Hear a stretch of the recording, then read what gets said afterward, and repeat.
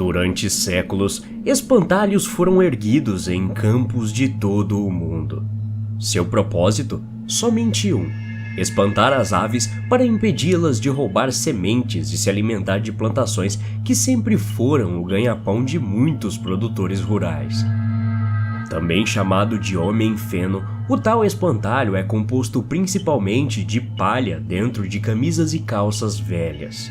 Muitas vezes pregado em uma vara alta de madeira, o vento acaba por movimentá-lo, dando-lhe um aspecto de estar vivo para as aves. Um chapéu de palha grande tampa o rosto quando visto de cima. Para os pássaros, eles parecem humanos. Para os seres humanos, eles são um tanto quanto assustadores. Enquanto ninguém sabe ao certo quem realmente criou o primeiro espantalho, há um conto que é tão perturbador como o próprio espantalho em si.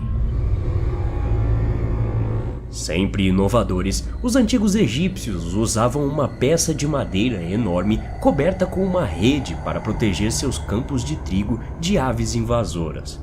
Sua tática era chamar a atenção delas e prendê-las nessa rede para mais tarde servir de refeição.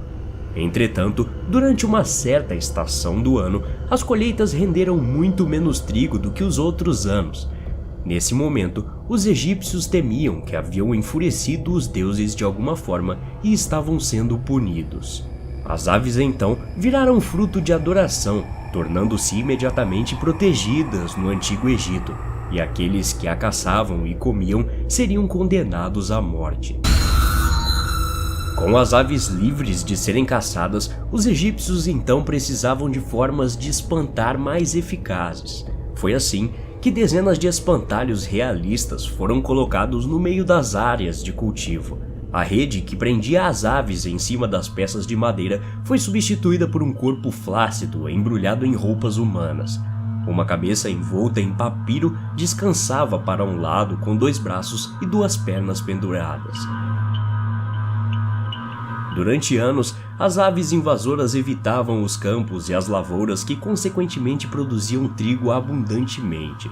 O povo egípcio orava, agradecendo os deuses por novamente seu alimento abundante.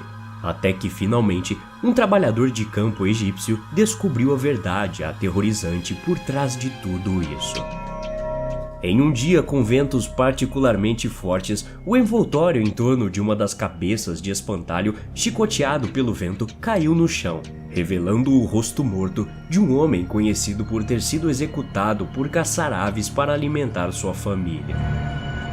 O trabalhador então olhou através do campo para um monte de dúzias de espantalhos na mesma posição, todos eles com as cabeças decapitadas dos homens que haviam sido executados. Ele caiu de joelhos para orar pelos homens, para os deuses terem misericórdia de suas almas. E essa ficou conhecida como a macabra origem dos espantalhos. Até a próxima. Obrigado.